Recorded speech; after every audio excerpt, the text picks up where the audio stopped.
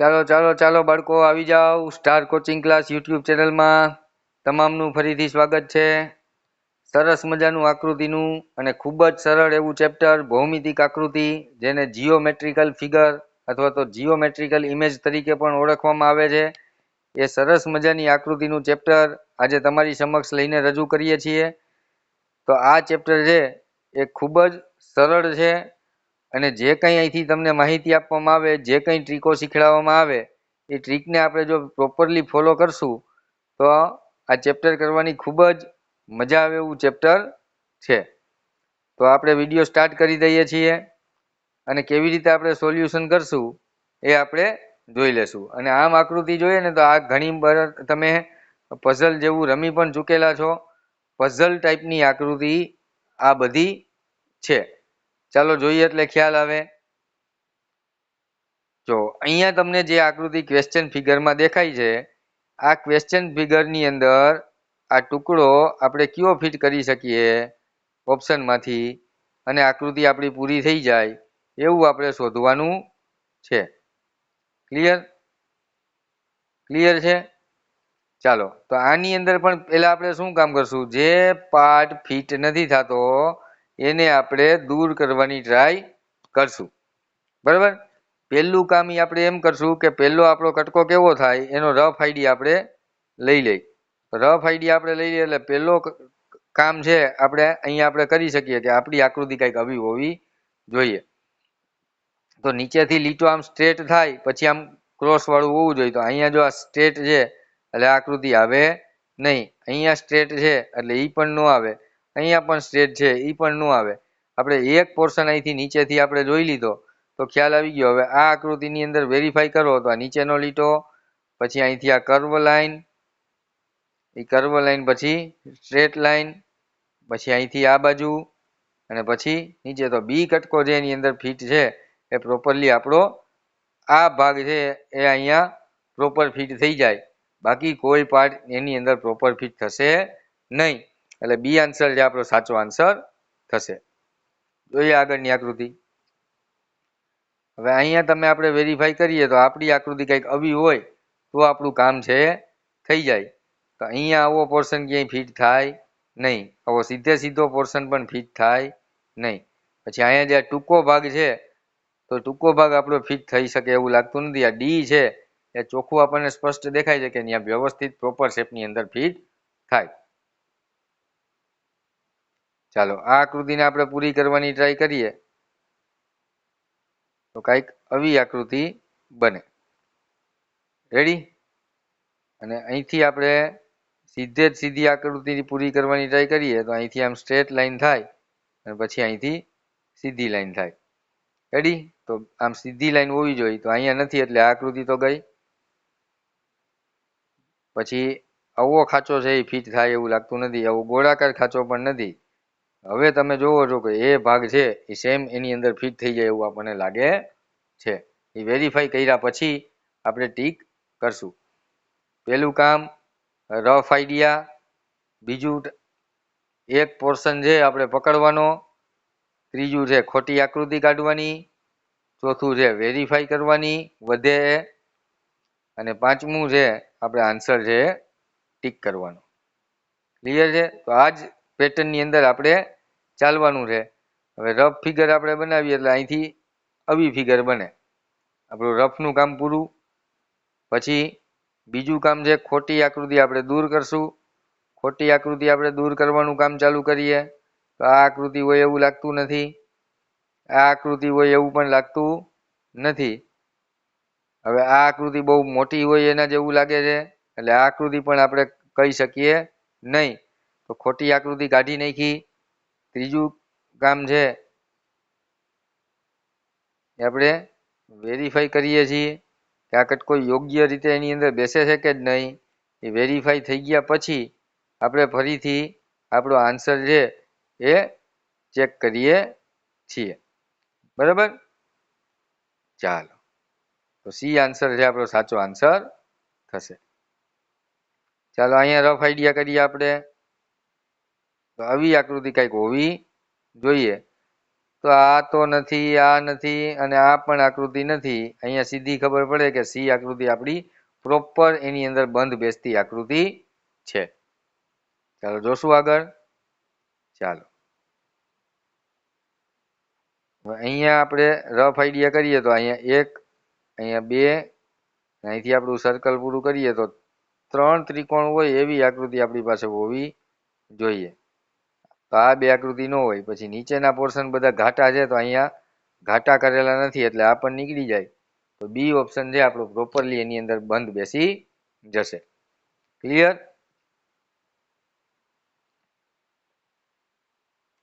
ચાલો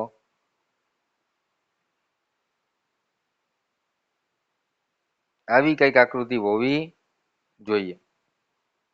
તો આ નો આવે, આ નો આવે એટલે આ 2 આકૃતિ અહીંથી કટ થઈ ગઈ. આ જે ભાગ છે એ પ્રોપર અંદર જે ફિટ થઈ જાય આની અંદર એવું લાગે છે.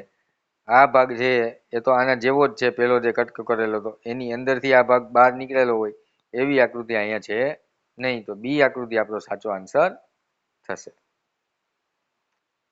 ચાલો આ આકૃતિને પૂરી કરવાની ટ્રાય કરીએ.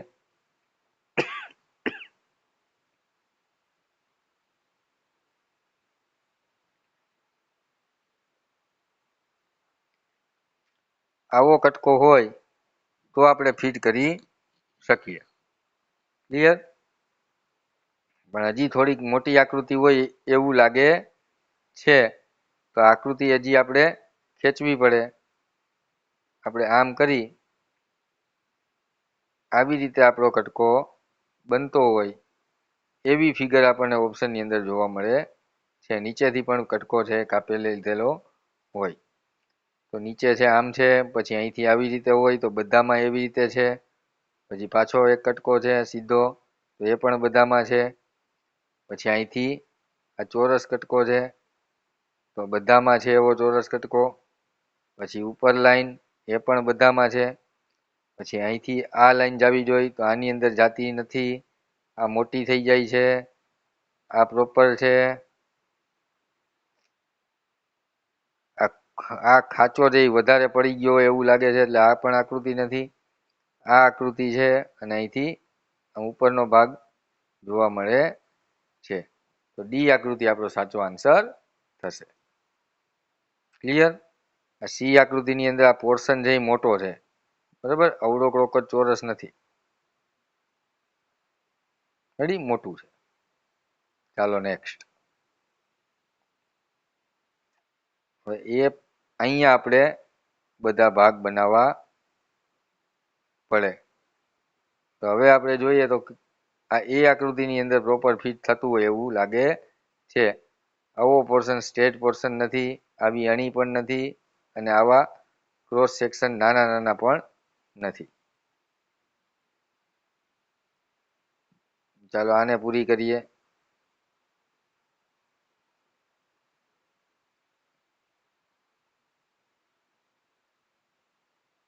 આ આકૃતિ ના આવે, અહીંયા સ્ટ્રેટ વાળી આકૃતિ નથી, અહીંયા પણ આકૃતિ આ નથી. આ પોર્શન જે પ્રોપર ફિટ થાય, પછી આ પોર્શન છે એ અંદર ફિટ થાય, પછી આ પોર્શન છે એ અણી અહીંયા ફિટ થાય. ચાલો ઓકે, ડી આકૃતિ વેરીફાઈ થઈ જાય છે. ડી આકૃતિ આપણો સાચો આન્સર આવશે. અહીંયા આપણે વેરીફાઈ કરીએ તો આવી કઈક આકૃતિ છે એ હોવી જોઈએ. નીચે સ્ટ્રેટ લાઈન તો બધામાં છે, પછી ક્રોસ લાઈન હોવી જોઈએ તો ક્રોસ છે એ આ સ્ટ્રેટ જેવી લાગે છે એટલે આ ના હોય. પછી અહીંયા જે અણી બને છે આ પણ ના હોય. પછી અહીંયા આવું ત્રિકોણ બને છે એ પણ ના હોય. તો સી આકૃતિ આપણો સાચો આન્સર છે. ક્લિયર? ચાલો આ આકૃતિને આપણે પૂરી કરવા જઈએ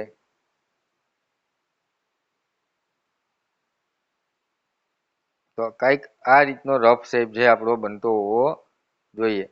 તો નીચે જે ઝેડ બને છે એની આપણે નજર કરીએ તો બધામાં એવું બનતું હોય એવું લાગે છે.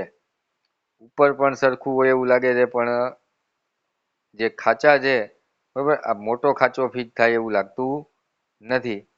પછી આ જે ખાચો છે એ નાનો મોટો અહીંયા નાનો મોટો છે એવું નથી. આ ખાચો છે કેવો છે સ્ટ્રેટ આખે આખો છે બરાબર. હવે આ બે આકૃતિમાંથી આપણે નક્કી કરવાનું છે. હવે તમે જોશો તો આ જે એંગલ છે ને, આ એંગલ ત્યાંથી આપણે વેરીફાઈ કરવું પડશે. બરાબર. આમ જોવા જાય તો બહુ કઈ આકૃતિની અંદર કઈ ફેરફાર હોય એવું લાગતું નથી. તો સી અને ડી, બરાબર, અહીંયા જે પોર્શન છે, અહીંયા જે ગેપ છે ને, અહીંયા જે ગેપ એ થોડોક સેજ વધારે છે, અહીંયા ગેપ છે એ સેમ થઈ જાય. એટલે આ આકૃતિ કાઢી નાખીએ તો અહીંયા જે ગેપ છે એ થોડોક બહાર નીકળતો દેખાય છે. એટલે સી આકૃતિ આપણો સાચો આન્સર આવશે. ચાલો, અહીંયા આપણે બેસાડવાની છે. અહીંયા બેસે ના બેસે? અહીંયા આપણે સ્ટ્રેટ આકાર હોવો જોઈએ. અહીંયા બેસી જાય? હા, અહીંયા બેસતું એવું લાગે છે. અહીંયા બે સ્ટ્રેટ, અહીંથી ત્રિકોણ, અહીંથી આમાં સરખો ભાગ નથી. આ ભાગ તો કોઈ દી નથી. ત્રણ આકૃતિ વહી ગઈ. બી આકૃતિ આપણો સાચો આન્સર થાય. ચાલો, અહીંયા આપણે પોર્શન બેસાડવાનો છે, તો આ તો કોઈ દી આકૃતિ આવશે નહીં. પછી અહીંયા જે આ લીટો છે એ ક્રોસ હોવો જોઈએ, તો અહીંયા સ્ટ્રેટ છે એટલે આ પણ આકૃતિ આવશે નહીં. આ ભાગ વધારે ઊંડો થઈ ગયો છે તો એ પણ આકૃતિ આવશે નહીં. આ પોર્શન વધારે ડીપ છે. બી આકૃતિ છે, સી આકૃતિ છે એ પ્રોપર ફિટિંગ એમાં જોવા મળી જશે. ચાલો, અહીંયા આપણે કટકો બેસાડીએ તો આપણને ક્વેશ્ચન આકૃતિમાં જે કટકો આપ્યો છે એ આપણને ખ્યાલ આવી જાય. અહીંયા બેસે છે તો એ આકૃતિ તો સ્પષ્ટ એના જેવી જ બની ગઈ હોય એવું લાગે છે. બી આકૃતિમાં તમે જોવો તો એના જેવું સ્પષ્ટ લાગતું નથી. આ પોર્શન જે નાનો છે, આ પોર્શન જે નાનો છે, આ નીચે ડીપ છે, એટલે એ આન્સર છે આપણો સાચો આન્સર થશે. ચાલો, અહીંયા પણ એવું છે કે આકૃતિને આપણે આમ મોટી કરી અને પછી આપણે આની અંદર ફિટ કરવાની હોય એવું લાગે છે, કારણ કે બધા ઓપ્શન આપણી પાસે એવા છે.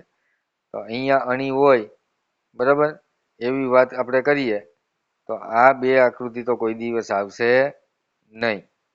પછી આ સેમ કટકો અહીંયા ફિટ થાય નહીં. તો આ એ આકૃતિ છે આપણને પ્રોપર ફિટિંગ હોય એના જેવી સેમ આકૃતિ આપણને મળે છે. તો પેલું કામ છે એ રફ કામ કરવાનું, બીજું કામ છે ખોટી આકૃતિ કાઢવાની, ત્રીજું કામ છે વેરીફાઈ કરશું, ચોથું કામ છે આપણે આન્સર ટીક કરશું.